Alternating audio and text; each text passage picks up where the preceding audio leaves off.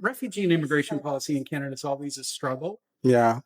There's often a lot of resident resistance. To be frank, there's sort of structures around racism and colonialism that have been baked into our systems, right?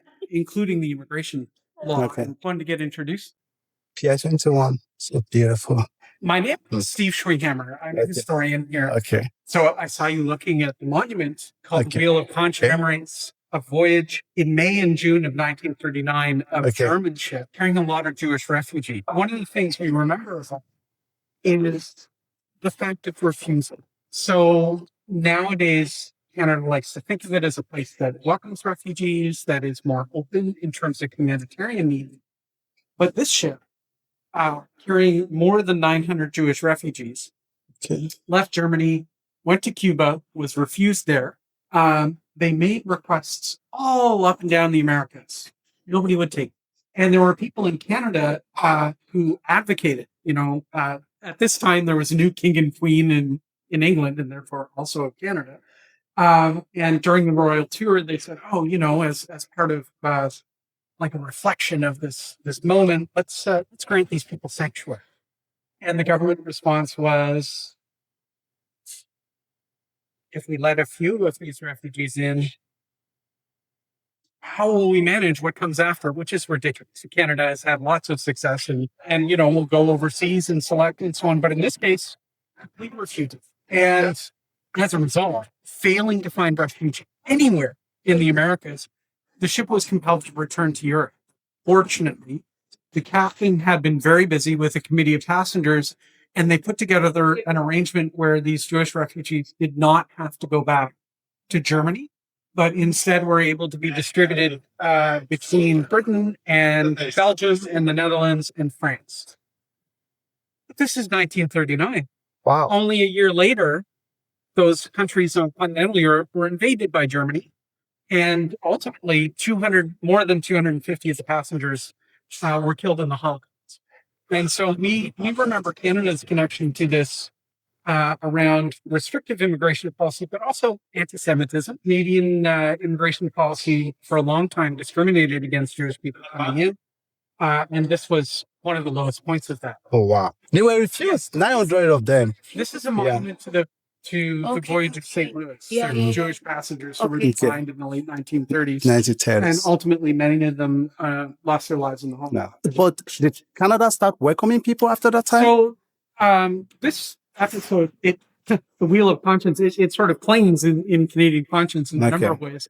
After the Second World War, this comes right before it, and after the war, initially, there's hundreds of thousands of Canadian military personnel demobilizing. Canadians are a little hesitant about dealing with this massive refugee crisis, millions of people displaced from Europe. But there's a couple of kind of test movements where refugees are allowed to come. Again, Canadians, we think of open and even the refugees after the war initially, often on short-term contracts and for labor purposes. So they come in bulk to an employer who would take them, contingent on their work. Oh, gotcha. So it's not what we would think of as a humanitarian admission, but the program worked. And as that unfolded, sort of the attitude towards displaced person and refugee admission softened a bit. People who are admitted in those circumstances still faced a lot of discrimination in the years immediately after the war. But later, and you may be familiar with the big movement of refugees in the late 70s and the early 80s from Southeast Asia, Vietnam, Cambodia, of course, the end of the Vietnam War, also regime change in Cambodia and Laos. There's hundreds of thousands of people displaced there, right? And when Canada was considering its position, how would we go about approaching this refugee crisis? The Deputy Minister of Immigration, the most senior bureaucrat, actually circulated a book that had been written about this refusal called None is Too Many. And said, we're not doing this again.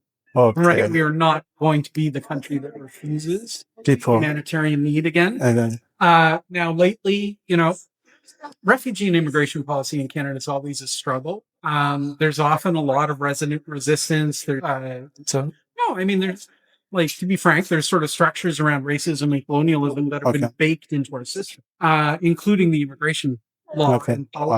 And so, it's sort of an ongoing struggle. Keeping this in mind, it helps us remember that not granting sanctuary Absolutely. has real consequences. Yeah.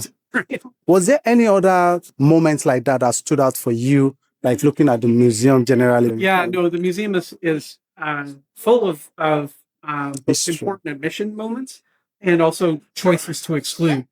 And the design of who gets in, who is thought to be desirable to come in, is an incredibly important part of Canadian history because it shapes who's here, but also it's one of the, forgive me for putting it this way, but it's one of the purest expressions at a moment in time of who the government thinks is the desirable citizen, right? Okay. And it's sort of uncomfortable for Canadians now, but for a lot of our history, who was that person?